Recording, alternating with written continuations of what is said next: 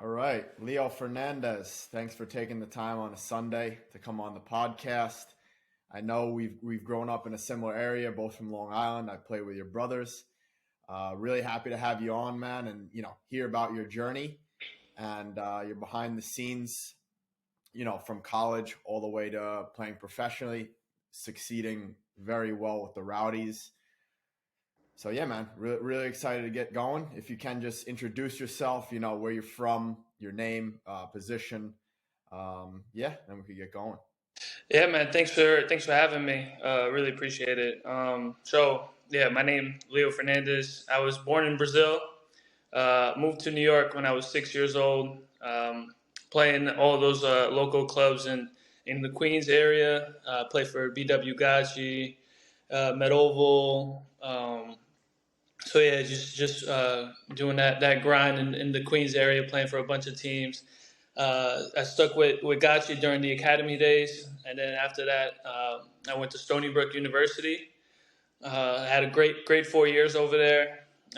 I'm going by quick, but like I just wanted to, give you a quick refresher of my journey. But after Stony Brook, I got drafted to Philadelphia Union. I played there 4 years. 1 year I was on loan with New York Cosmos. All great times, all learning experiences. And then 2017, I moved down here to Florida. Tampa bought my contract, and I've been here for 6 years now. So, I've been very lucky to stay at one place. And to be honest, it's been great just playing for this city and living down here. Yeah, for sure, man. Yeah, so can you take us through? Obviously coming from Brazil, tons of highly talented technical players, and I know you got a great group of brothers.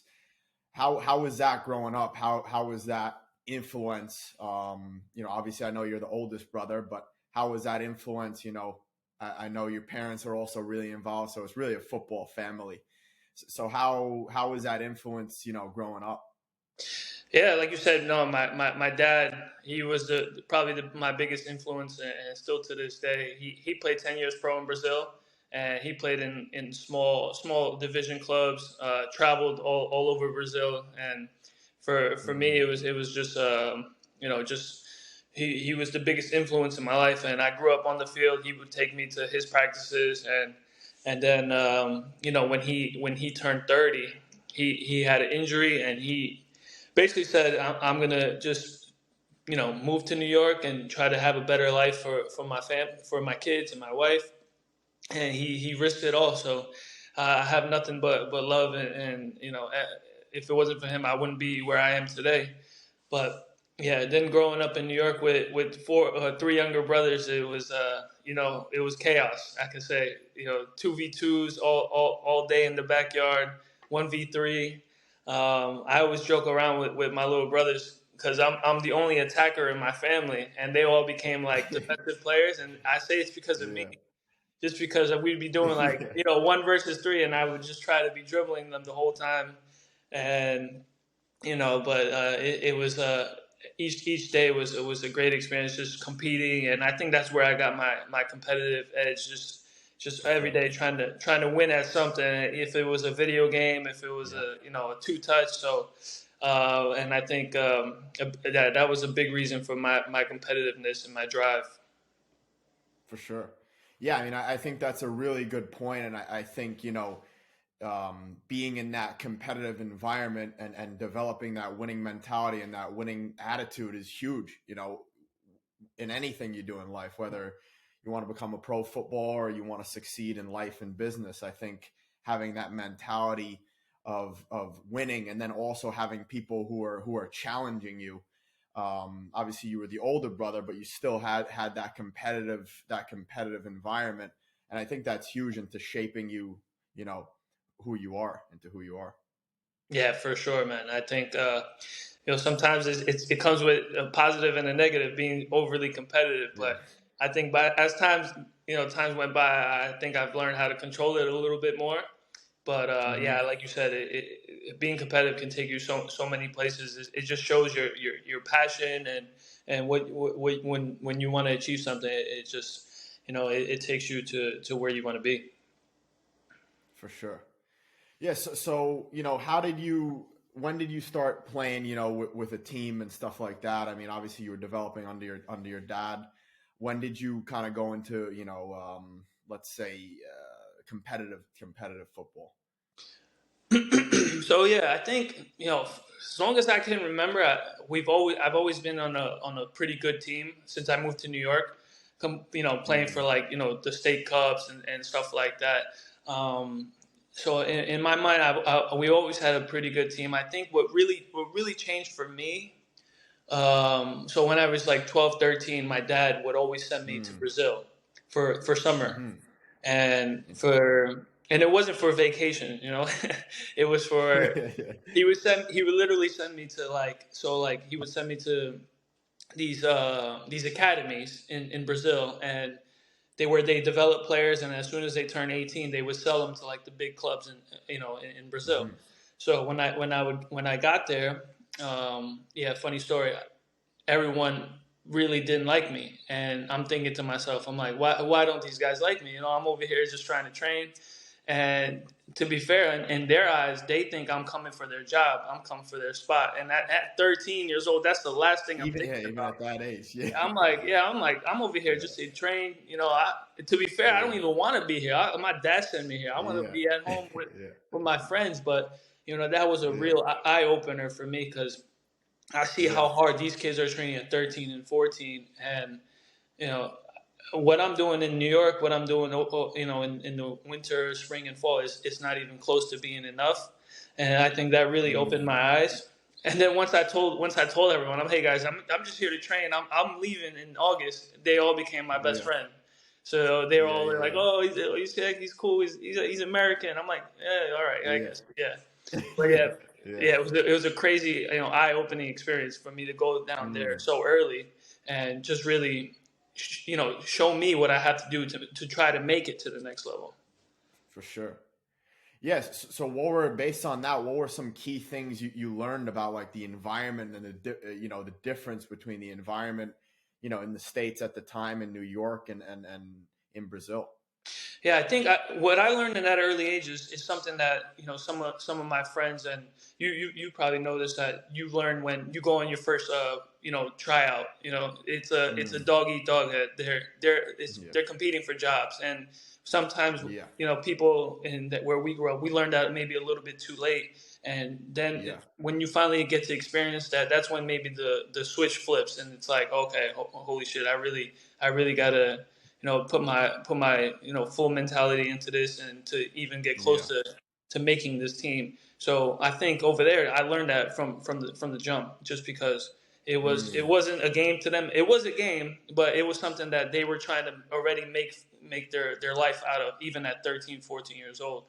And Mm-hmm. then obviously, South America, Brazil, it's one of the most technical, skillful places in the world. And what I was able to bring that style to my game, and then use it in New York, use it in America, I think it really, set me apart from other players.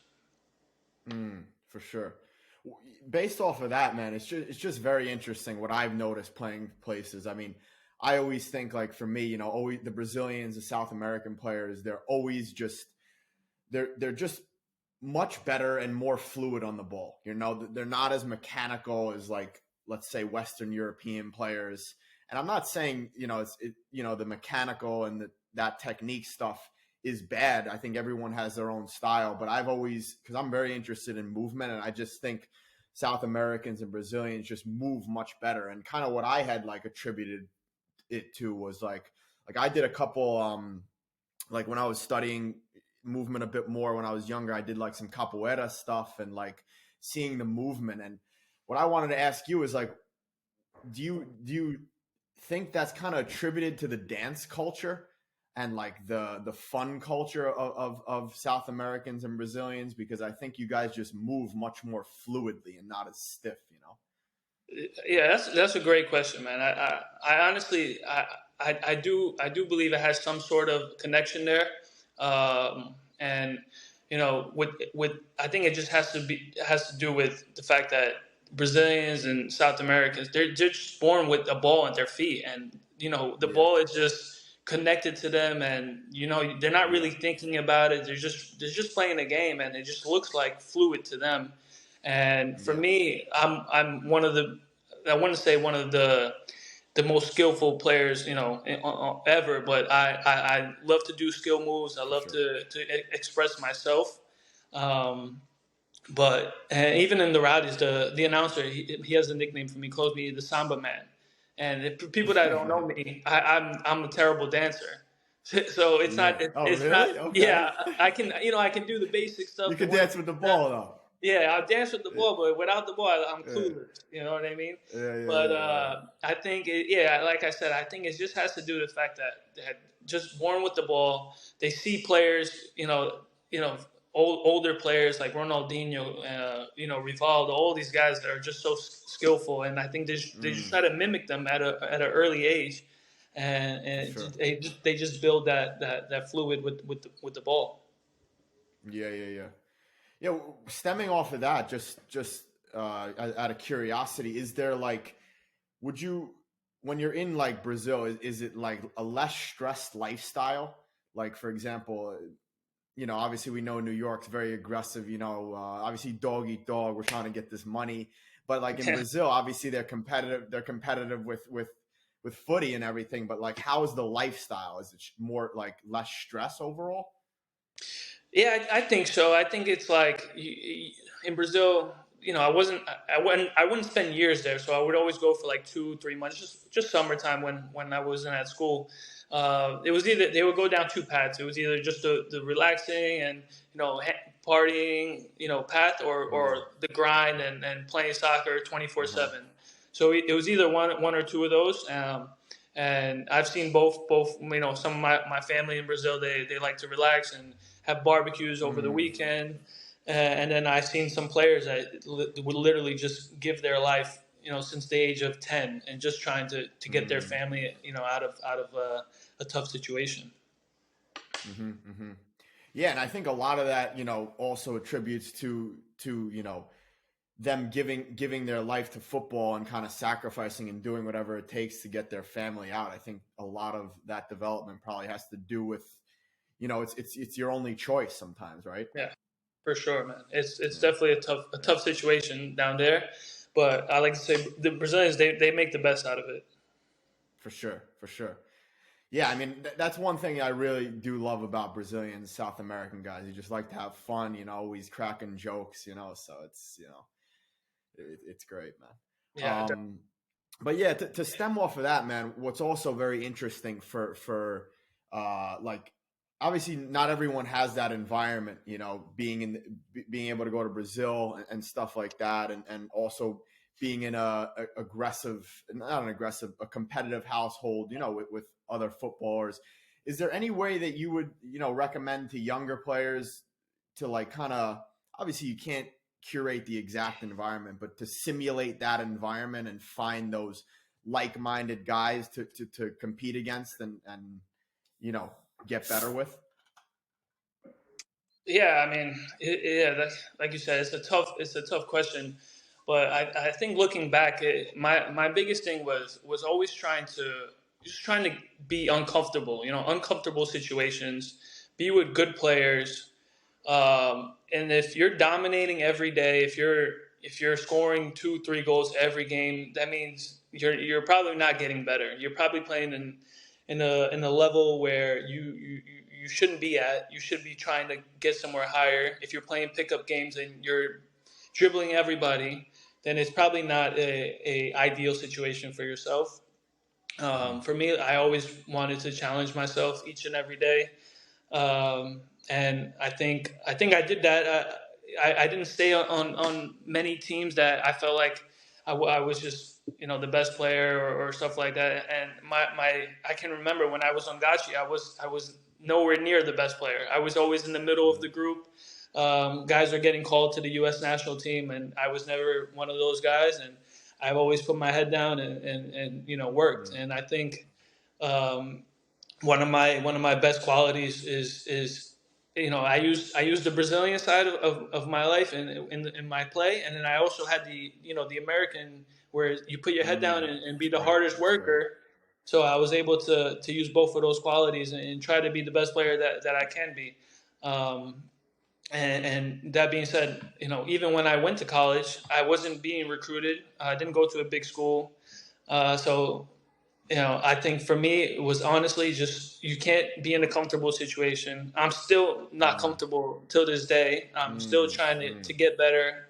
And I think that's the biggest point that I can remember is I was never in a good situation where I'm like, oh, I'm the best player here. Like I'm good. I'm fine. I'm gonna be a pro player no matter what. Yeah, I mean that's obviously, there's so many cliche sayings that you can say, and the toughest thing is to get out of your comfort zone as much as possible. I mean, it's easy to say, but to actually live it is a totally different story. So, how did you? What's your kind of when you're in that uncomfortable situation, and maybe you're in the middle of the pack, you're not the best player, you're not getting recruited. How do you kind of flip the switch? What do you say to yourself to, you know, kind of transition to, all right, I'm getting this work in today, instead of just, laying on the couch and kind of being, feeling sorry for yourself? Yeah, I mean, like you said, it might sound like a cliche, but these are things that I did well when I was younger in the academy days, in college days, and then when I got to the pros, maybe I even myself I forgot it a little bit, and I even let myself down in my early days. But I would say like making sure that no matter what's happening, you have to be the hardest worker. You have to be the first one to show up. You have to be the last one to leave, because stuff like that the coach notices, everyone notices. Like it just shows that you really really care, and that can go a long way. And if you're obviously the first one there, the last one there, each and every day, you're gonna get better no matter what. You're getting a little bit better each and every day. You're gonna get a little fitter. You're gonna get stronger. Whatever you're doing, and then the coach realizes that, and eventually you're gonna get your chance to prove yourself. And then it's up to you on what you do. Um, but yeah, just those things. Like for example, like when I was earlier in my career in Philly, sometimes I forgot about that. Sometimes it could be the immaturity in my life when I was 21, 22. But those things like they happen. You're human. It's gonna happen. And then those are things now when I'm further along in my career where I can't forget, where I have to do it if things aren't going my way. And it's gonna happen again even now in the future, in my future. So those are just things that you just have to keep doing for the rest of your life, honestly. Yeah. No, yeah, I think that's a key point you brought up, that it's like you can't be 100% all the time where you're the hardest worker. Sometimes you have to have those times where it's like, damn, I didn't put in that extra work today, and it's a reminder. But I think a key point you said there is don't be, kind of don't be too hard on yourself, don't judge yourself, but just do the work. I think Hmm. that's massive. Yeah, yeah, Um, and I can attest to that, and I've done that all the time, where I'm reflecting on my my year or my month, and I'm like, that wasn't good enough, and sometimes you don't even notice it. You don't notice it yeah, in the moment. It takes a little yeah. bit to for somebody to tell you, or you just taking a step back. One example in my career was 2020. We make the playoffs for the Rowdies, and I haven't made a playoff appearance yet because last year, the year before, I was injured, and I started every game that year, and then we lose the last game of the season, and I didn't play well. And in the first game of the playoffs, I'm not on the starting 11, and I'm like, I started every game in the season, and I'm not starting the playoffs, so that was a really tough time for me. Um, Yeah. and that whole week, honestly, I like couldn't sleep. I'm calling my agent. I'm talking to my wife. I'm like, nah, I'm leaving. I'm leaving. Like, there's no way. How am I not gonna play? And then by Wednesday, I'm like, you know what? You know what? No matter what, if he puts me in, I'm gonna give it 100%. Um, I didn't play my best this week in training. I was terrible at the game. So maybe it's better for the team. And Mm. little by little, just trying to change my mindset, trying to see the overall positive. And then I finally come in, the score is 2-2, and I score a goal. So just Wow. like let Wow. out a bunch of emotions there. Yeah. And, Yeah. and then the next week I go into the coach's office and I'm like, why did you start me? This and that. Obviously respectful. Never would Yeah. never go in Yeah. there and Yeah. then tell him off. And he told me straight to my face, and he was like, Leo, honestly, like I know what kind of player you are and what you're capable of, but these past like 3 weeks you've been shit. You've been bad. And I'm like, it's hard for me to hear that, but it's true. I look back and I'm like, yeah, you're right. I haven't scored, Mm. assisted, I haven't done anything.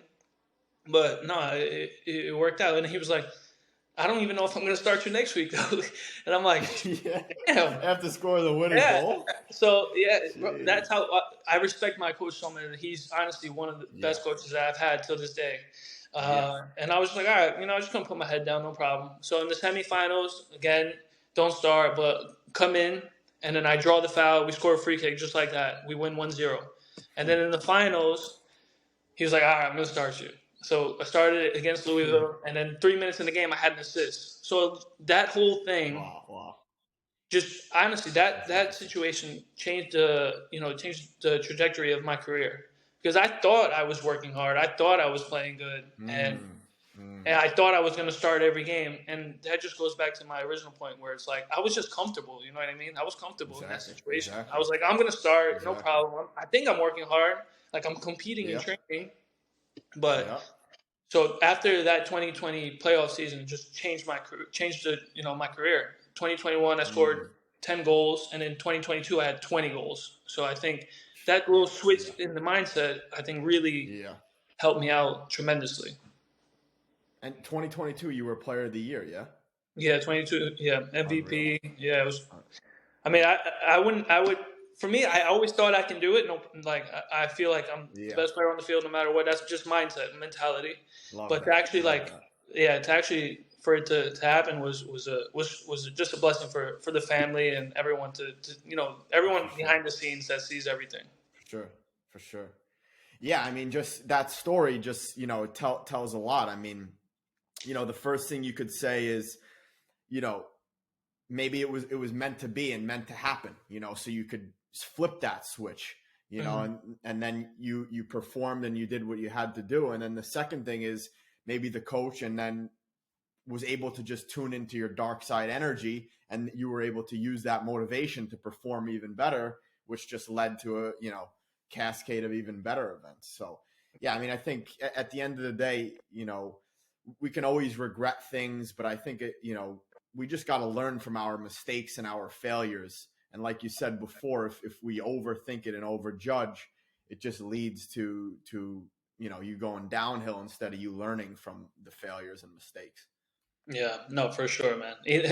To be honest, like even when I was, having a great year in 2022 last year, scoring goals and assisting, in the back of my mind, I'm still thinking like, I better score and assist this game, or else I'm gonna get benched Yeah, next game. yeah, Like that yeah, was my driving force. I'm like, I don't want to get benched. Like I don't want to be on the bench. yeah, So no matter what, I yeah, was like, I yeah, have to do something. So that's what I just yeah. kept going. And then I also had a similar situation, my third year in Philly, where Mm, I was unbelievable in preseason. Start the first game against FC Dallas, did all right. We lost. Start the second game against Columbus Crew, we won 2-0. I played really well. And in the third mm-hmm. game, I'm on the bench, and I'm like, why am I on the bench? But it's just, the DP, the number 10, was back from injury, so okay, he's Yeah, starting, yeah, no problem. yeah, yeah, yeah. 23 years old, that's fine. Come off the bench, and I had an assist. So, Mm. still performing well. The fourth game, I'm not even on the 18. So that was Wow. just, yeah. So just things Yeah, like that. yeah. But when I was super young, and that went the opposite way. I was just like, I'm Okay, done, this okay. and that. Yeah, So yeah, from that yeah. situation, I could have done a lot better, but I didn't. And that's life. I was 23 years old. Um, I didn't have the strong mentality that I have, now. So that was a Mm, learning experience for me. mm-hmm, for sure. Yeah, I mean, everyone talks nowadays. I think there are so many great books on building a strong mentality and becoming stronger mentally. But correct me if I'm wrong. I think the best way is to just, like we said, learn from your mistakes and be able to build that mentality in your daily life.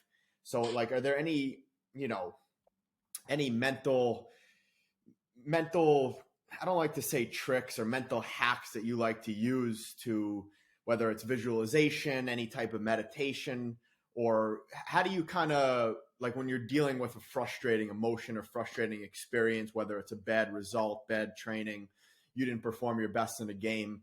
How do you deal with those poor emotions, so to say? Yeah.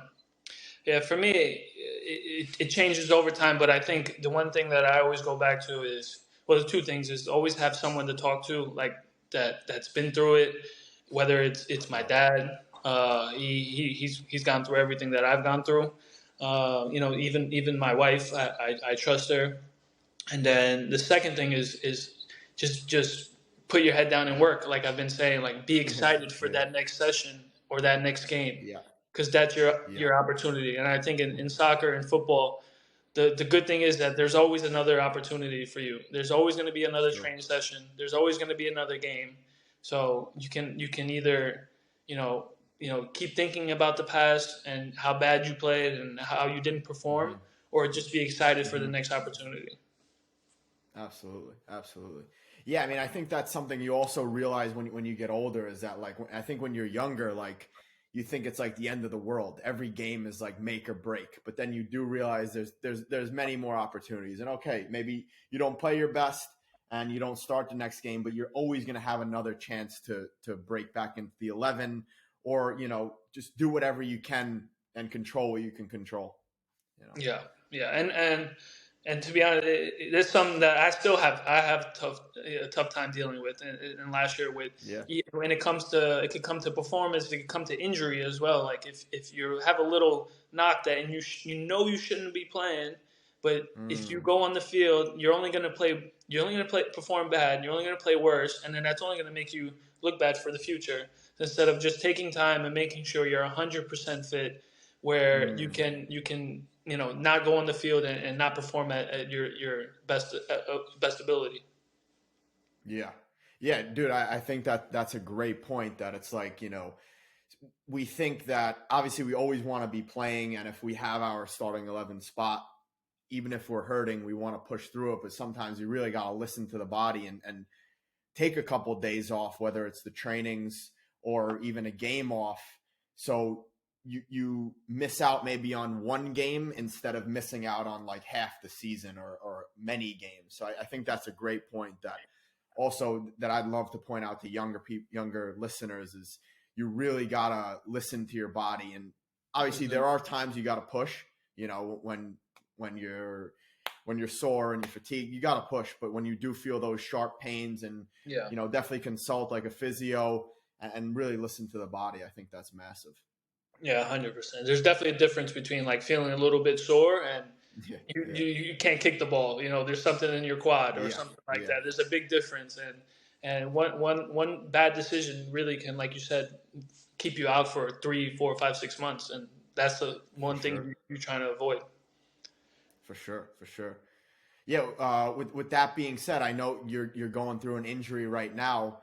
How are you kind of looking at that? I know that like we talked about, I think probably the best thing to build the mind, really go through that injury and take it step by step. But how have you kind of looked at that from a macro standpoint, and how are you dealing with it day to day? Yeah, no, honestly, to be completely honest with you, this is the biggest challenge of my life and my career. For people that don't know, I ruptured my Achilles in a preseason game, and that one is not a fun Yeah. injury. Everyone knows that, but to be honest, each day is completely different. One day I'll wake up super motivated, trying to Mm. take on the world. And then the next day, I don't want to get out of bed. I don't want to even make myself breakfast. But what's helped me is I started the rehab process already. I'm going into the training facility, so I'm seeing the guys. I'm being around the team already, so that's really helped. My mental aspect. Mm. But it's tough, man. It's really tough. Mm. And each day I'm just trying to. I'm looking at it as each day is a battle. I'm trying to win each battle, and eventually I'm going to win the war. Love it. But honestly, right now it's feeling great. The wound is completely healed, and I already started my rehab, like I said, and little by little, I'm gonna be on the road to the field again. Yeah, that's awesome, bro. How long is the expected till you're back? So with the Achilles is tough. It really just depends on the athlete, on the person, and Mm, they give you a mm. rough timetable, 6 to 8 months. But I flew out to New York to get the surgery done. Wow. One of the a good doctor that was recommended by an old teammate. So I'm hoping, no pressure. I want to be back in 6 months, but my my goal, end of the tunnel is really to be 100%, fit, stronger than I was when before this by next year in preseason. So I'm Love not it. trying to, I'm not trying to rush it. But you never know. You never know. I'm just gonna listen to the body and see what happens. Yeah. Yeah. Yeah. Yeah, like you said, I think it's huge to have big goals, and then I think the second thing to point out that's, you know, you've had such a great career till this point, and the fact that you're vulnerable enough to say that there are some days that you're ready to smash the world, and then there are some days where you don't want to get out of bed, and that's just natural. We're human. You can't be a robot. Like, obviously, we listen to Kobe, we listen to these guys, and we want to be like them, but at the end of the day, we're all human. So I think, like you said, the most important thing is really listening to the body, and then not rushing it, especially, obviously the career you've had, at this point. But I think for the younger athletes, like, I think coming back from ankle sprains and stuff like this, we try to rush. I've done it myself. I'm not sure if you have, but and then you come back to the field, and it's like you feel really good for that season, but then you start to see, wow, that ankle sprain led to this hip pain, or that ankle sprain led to this knee thing. So I think one thing that I wish I knew when I was younger is really do listen to the physio and the PT, because they know what they're doing. Don't rush back, and really take it step by step. Yeah, for sure, man. And I think, for me, like you said, I've 100% done that. I've rushed back from injuries just to get on the field when I definitely shouldn't have. Yeah. But we're like you said, we're all human. We all want to play. We all want to be the best that we can be. But the number one thing is you have to listen to the people that know better than you. And you're never gonna. Exactly. You think you might know everything, but that's Yeah. not the case. That's definitely not the case. But like you said, I'm guilty of it. Yeah. I tried to fake pain, or I just tried to do whatever it took to get on the field when I know I shouldn't have, and then I end up costing my team a bad performance, and then I'm only hurting the team. I'm only hurting the coaching staff, so making everyone else look bad. So yeah. For me, it's the biggest lesson I'm learning from this is just to listen to my body. If I'm feeling good, Yeah. I'm gonna go for it. If not, I need to Love take it. a step back and just rest. For sure. Yeah, I love it, bro. Yeah, so if we could just take it back real quick, when did you realize that you wanted to be a pro? Obviously, you had great influence from your dad. He sent you to Brazil. When did you finally know deep inside yourself? Because I think that's the most important part. When you look inside yourself and you commit to it, when did you know that you wanted to chase this? Yeah, I think for me, when around that time when it's like 13 to 16, I'm playing every day. I'm training. I'm going to Brazil. The problem was that I wasn't like I said, I was never the best player on my team, so I wasn't getting looks from college. I wasn't getting these pro opportunities at such a young age. But I think, like I said, my mentality, my dad in my corner, he actually was like, Leo, no matter what happens, if you don't get any scholarship to go to college, if you don't get any pro tryouts in the U.S., I'm sending you to Brazil. Like, you're gonna make it somewhere. And I'm just Yeah, like, shit, yeah, I have no choice. Like, yeah, this is, I'm gonna figure it out one way or another. yeah, But yeah, yeah. yeah, I think once yeah, once I actually did end up going to college, I was playing really well, and in my mindset, I went to college to play soccer. I didn't go to college to study. So as Yeah. bad as that sounds, Yeah, that was that just student how. athlete stuff, man. Exactly. I Yeah. was just, I was very focused. I was Yeah. one track minded, and I'm like, I'm treating this like I'm already on a pro team. You know what I mean? I have the locker room. Love that. I have the athletic trainers. I have the gym. So I'm here just to. This is just my first stop, and then I'm going to go somewhere else. And Hmm. once I Hmm. started playing really well at Stony Brook, and I really thought to myself that anything is possible. Yeah. Yeah. Yeah. Yeah. I mean, so you seem to have a really good, college career. And then how did that go? How'd you get drafted by Union? Yeah. So after my senior year, sorry, my junior year, I went and played PDL, which is USL League Two now, with Reading United, and they're affiliated with the Philadelphia Union. And I maybe played like 12, 13 games, and I didn't even have a great season, but I guess like their scouting department, they saw something in me. They must have saw something in me because I honestly wasn't, I wasn't scoring so many goals in the PDL. It was a different environment for me. A lot of good players from all over the country that went to like UNC and Creighton and all Hmm. these big time schools. And I was a guy from Stony Brook, and they're like, "Where's Stony Brook?" And I'm like, "It's Long Island. Come on."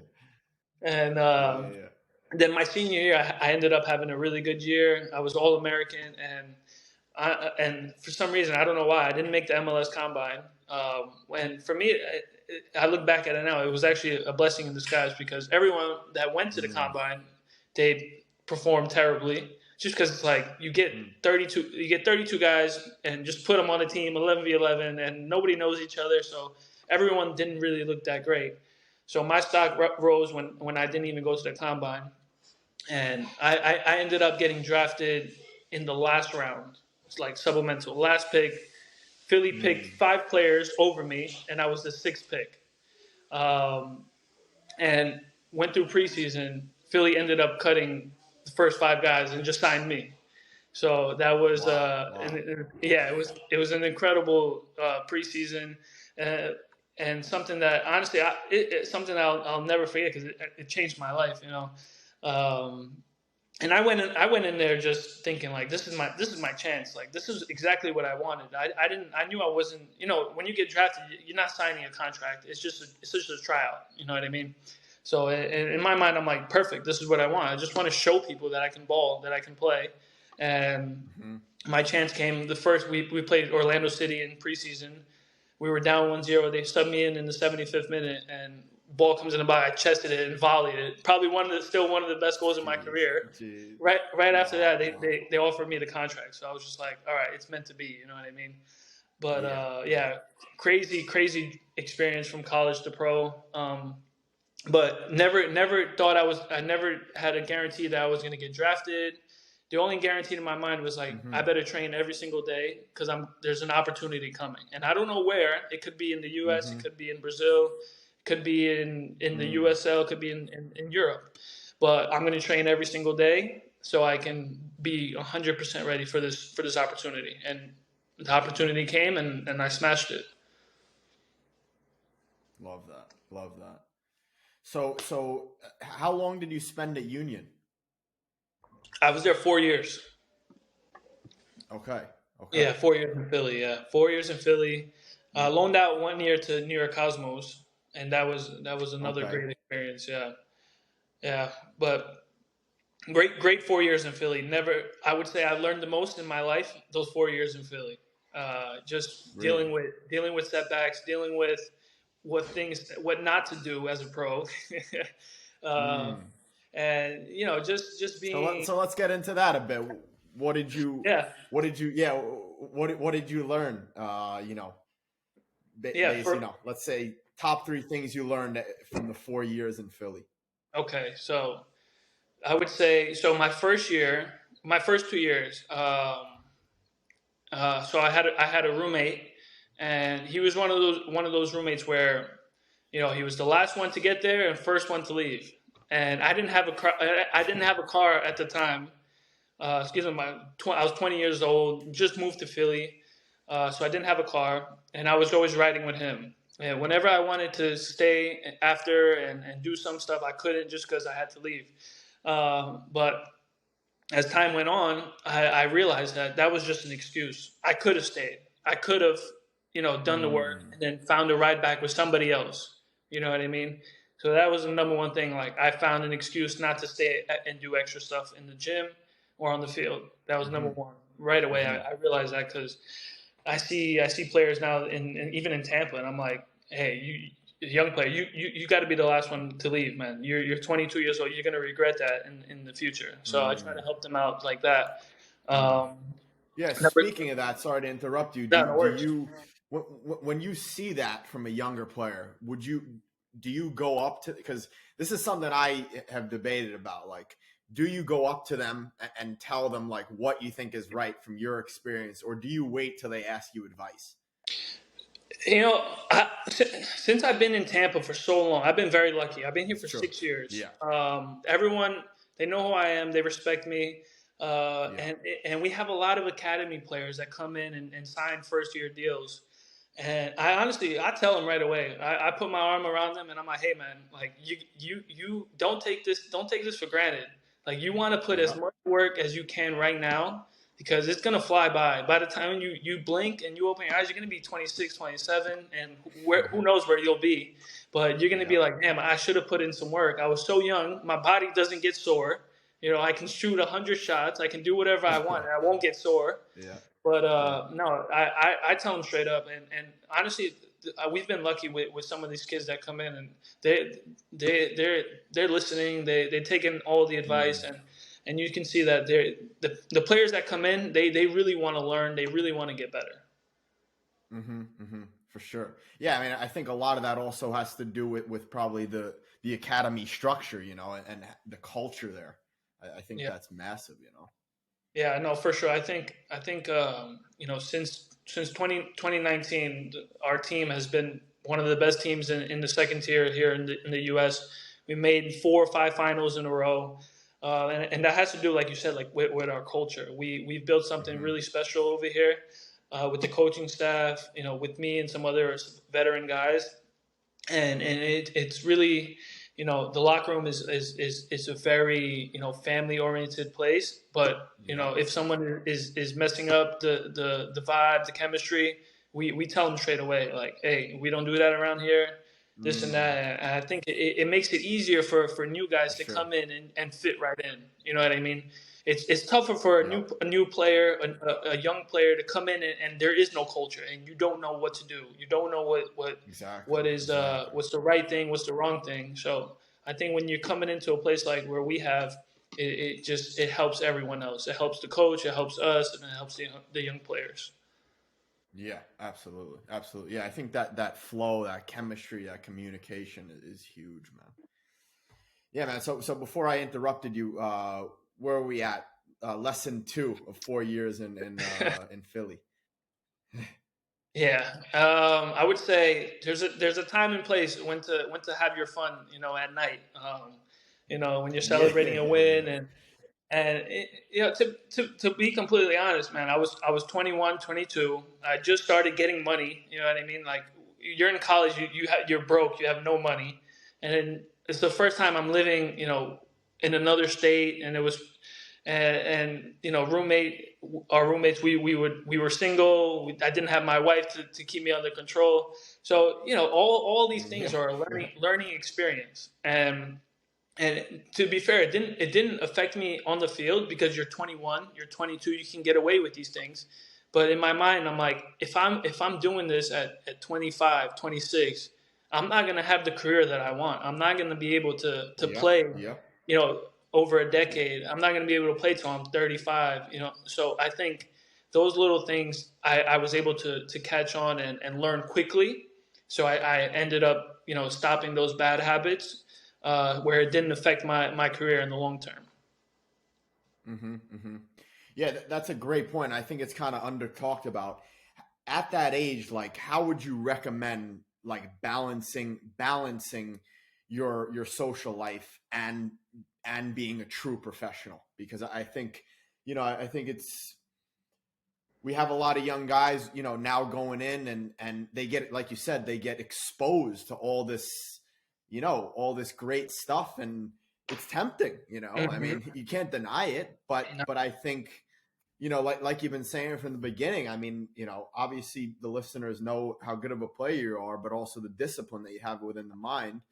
And, you know, how how can you remain disciplined but still enjoy your social life? Because I know for you, as a Brazilian, you love the social. I mean, I do too. Yeah. Like, man, like you got to Yeah. get out, you got to enjoy it with the boys and have fun, but you also got to stay disciplined. And there are nights you got to go home and go to sleep early. And so, how do you balance that? Yeah, as time went by, I look back and I think what I would have preferred, especially in my first 2 years, if it was possible, just to live with either, honestly, like a family member, like my mom or my dad. As much as it sounds like you don't want to be babysitted, but they'll keep you grounded, they'll keep you focused, and that, or honestly, just really keep talking to the veteran guys, keep talking to the old guys, and be like, hey, like, Yep. what I'm doing, is it helping me? Is it making me worse? Like, am I doing too much? And just keep talking, keep the communication open with the veteran guys, just because they've been there. They're still there for a reason. Yep. They're still playing because they were doing something right. And those were my two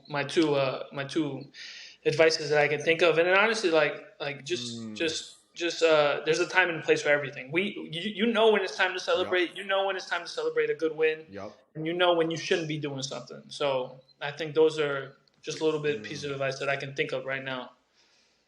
Yeah.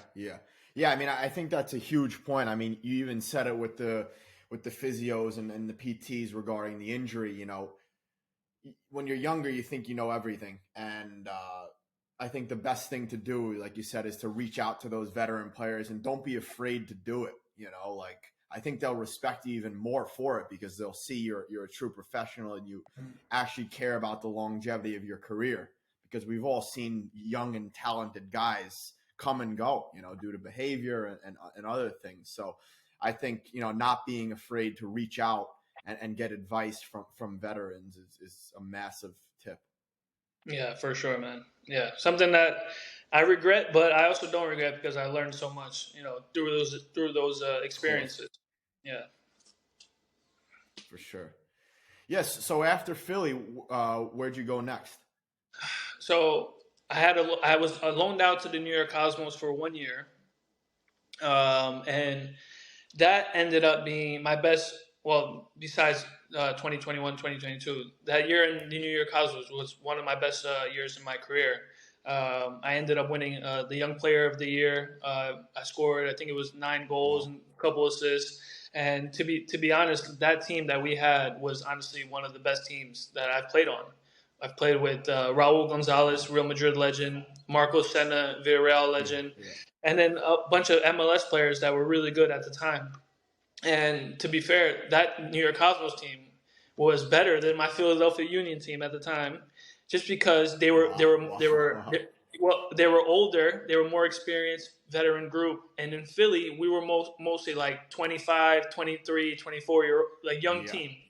So I think I Yeah. learned 100. I learned way more in my year with the Cosmos, learning from players like Raul, Marcos, and some other guys that played for forever. Mm. And I think that was a big reason why I had such a good year. I was able to copy these guys. I was able to Mm. just speak to them each and every day, see how they train, see how they took care of their Yeah. bodies, Yeah. massage therapists, and all that good stuff. And honestly, that Mm. that really changed my outlook as a pro. I honestly do Nice. believe that I would have learned it eventually in Philly or wherever else, but having those guys was a major plus and a benefit in my career. For sure. What would you say your number one takeaway was from those guys in terms of how they conducted themselves on and off the pitch? Yeah, I think I would say like their training intensity. was a big step up. Mm. And a funny story with Raul. Raul, at the time he came to us, he was 35, 36, older guy, still unbelievable player.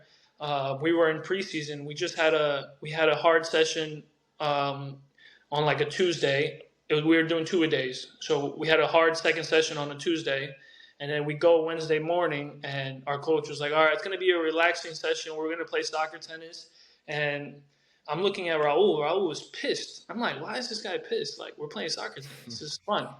And then obviously our coach is like, Raul's mad. Like, what do I do? Like, he doesn't want to upset Raul. Yeah.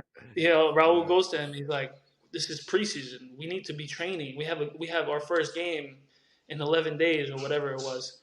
And at that, you can, if you see that from a guy that's 35, he's won everything. He's won Champions League. He won the Euros with Spain, and you're like, all right, this guy still wants to train every session like that. You really get inspired. And then what sucked was the second session that day was the hardest session of preseason. But yeah. but honestly, though, you can see how intense these guys were, and how they trained every session. They didn't take any sessions off, so it was a real eye opener. Yeah, that's awesome, man. That's awesome. Yeah. So after the Cosmos, did you go over to Tampa after that? Yeah, and then 2017, I moved to Tampa. Me and my wife, we came down to Tampa, and honestly, we've been here ever since.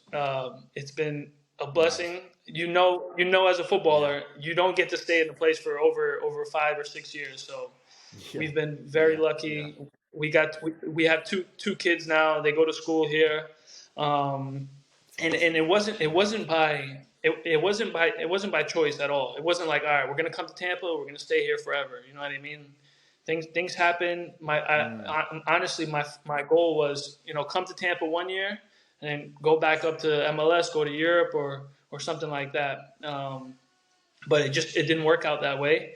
My first 2 years in Tampa were tough. We didn't have a good team. So you're not going to move up if you're not playing well and your team isn't succeeding or making the playoffs. And then my third year, that's when we got our new coach, and ever since then, our relationship, our team has just taken off. And then been here ever since. That's awesome, dude. Yeah, I mean, I know also the vibe, I'm sure, outside of football is also unbelievable out there. Just really chill, and good weather, of course. And obviously, you said, I mean, the club is just very professional and great environment. So I'm sure, it fits really well for you. Yeah, man, for sure. I think honestly, when me and my wife first were gonna move down here, she's from New York. I played in New York and Philly, both Northeast, cities, and very high pace, high. You know what it is. You know how you know what I mean. And we were kind of nervous moving down to Florida. We're like, bro, we don't know what to expect, and. Honestly, it's been great, man. It's opened our eyes. We really enjoy it. Our kids love it down here, so it's been nothing but good times down here. That's awesome, dude. With that being said, like how before, so say when you were single, just for people who are single, in terms of getting the mind off of football, because I think when you have a girlfriend, you have a wife, it's easy and it's great to just hang out with her and get your mind off football and not be thinking of it 24/7. But how would you recommend, people to, get their mind off football? Like, what did you enjoy besides football to kind of get your mind off on off days? Yeah. I can remember just honestly just hanging out with the teammates and just doing things that really just build bonds, build chemistry, and whether that's like playing FIFA, playing video games, going out to coffee shops, restaurants, just spending times with them, and just enjoying the day and not having to worry about the pressures of making the starting 11 or the bench or stuff like that.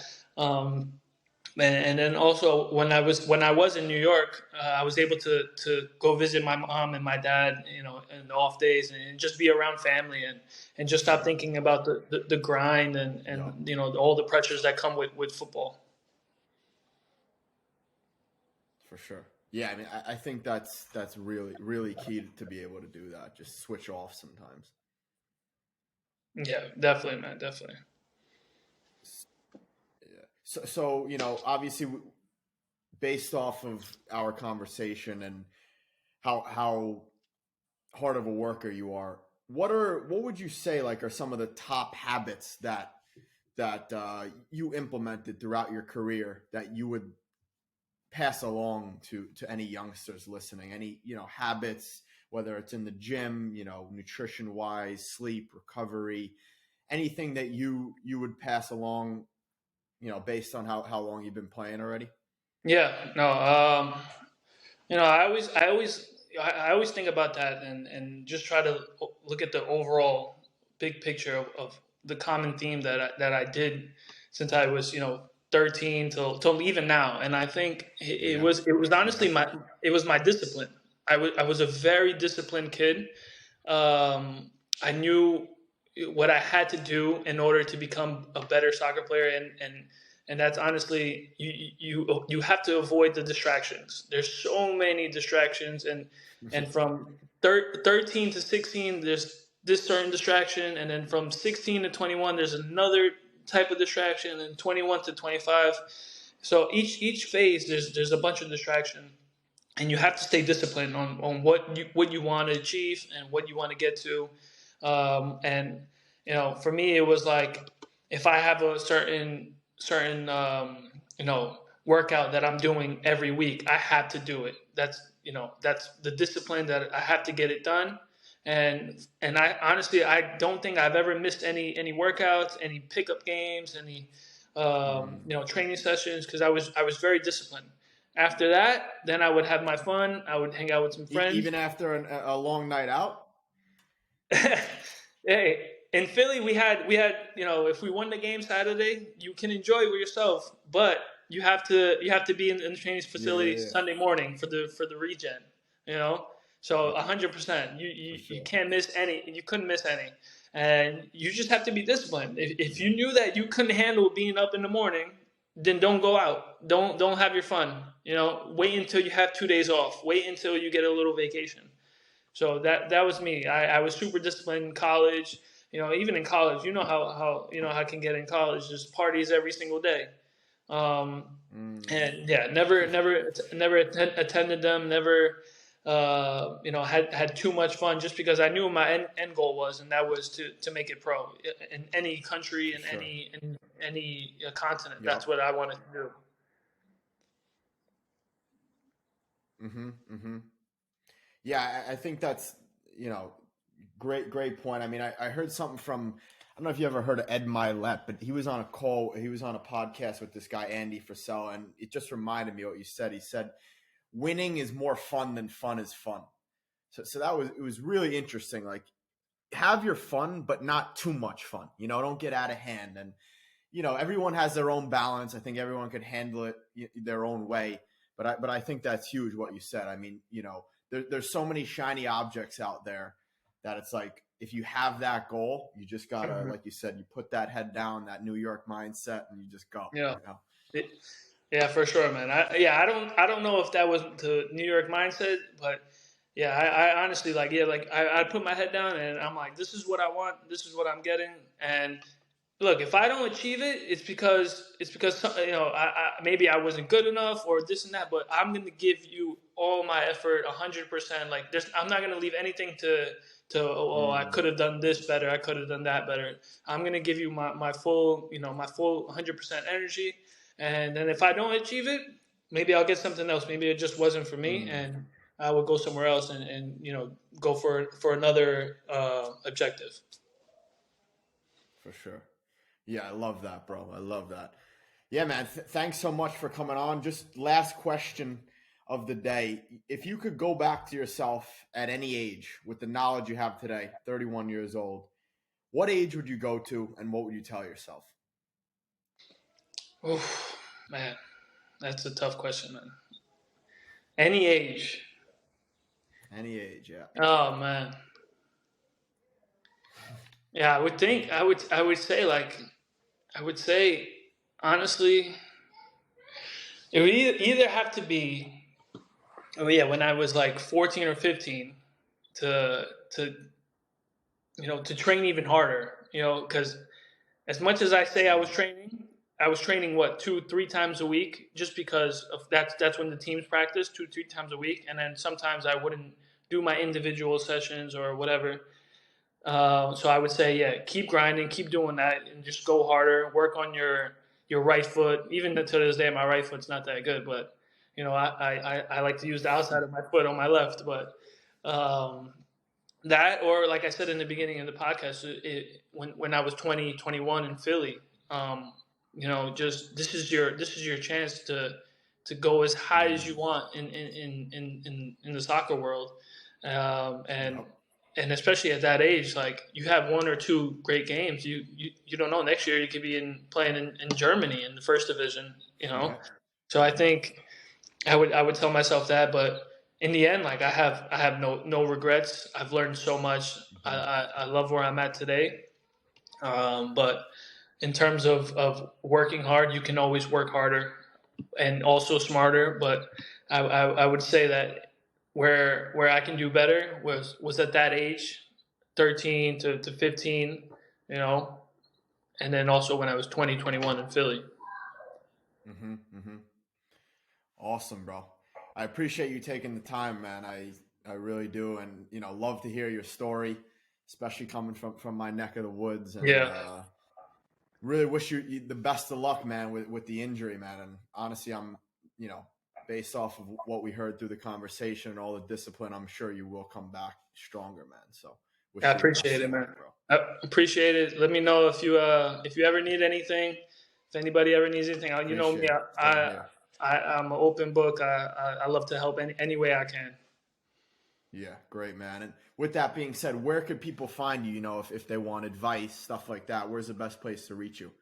Yeah, Instagram Leo Fernandes 10. Okay. Yeah, Okay. Twitter. I think it's like Leo Fernandes. I got hacked last year, so I had to make a new one. but Okay. yeah, Okay. but just Instagram was probably the best space. Okay. Sounds good, man. I appreciate it. Have a good rest of the weekend, man. Appreciate it. You too, man.